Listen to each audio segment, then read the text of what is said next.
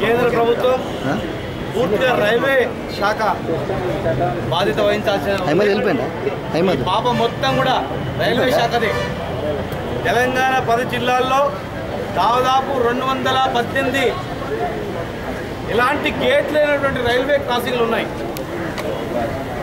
ఆంధ్రప్రదేశ్ ఉమ్మడి ఆంధ్రప్రదేశ్గా ఉన్నప్పుడు కూడా తెలంగాణలోనే ఎక్కువ దుర్ఘటనలు జరుగుతూ ఉన్నాయి.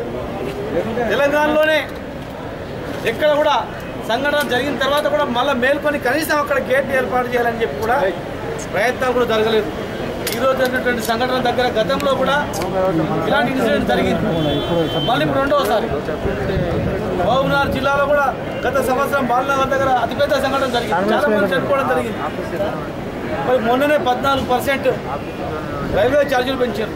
భద్రత పేరు మీద రైల్వే ఛార్జీలు పెంచుకున్నారు. మరి ఎక్కడిది భద్రత? ఎక్కడ పోయింది భద్రత?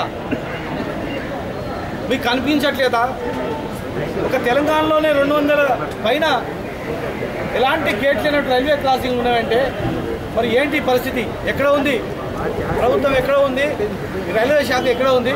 ఇప్పటికైనా వెంటనే రైల్వే డిపార్ట్మెంట్ కేంద్ర ప్రభుత్వం మేల్కొని అన్ని తెలంగాణ 10 జిల్లాలో ఉన్నటువంటి 218 రైల్వే క్రాసింగ్ దగ్గర గేట్ ఏర్పాటు చేయాలి. పూర్తి భద్రత కలగాలి. ఏ ఒక్క సంఘటన జరిగినా పునరావృతమైనా కూడా ఖచ్చితంగా తీవ్రమైనటువంటి పరిణామాలు ఉంటాయి. ఛార్జీలు పెంచుకోవడమే కాదు, ప్రజల రక్షణ కూడా చూడాల్సిన బాధ్యత ఉంది.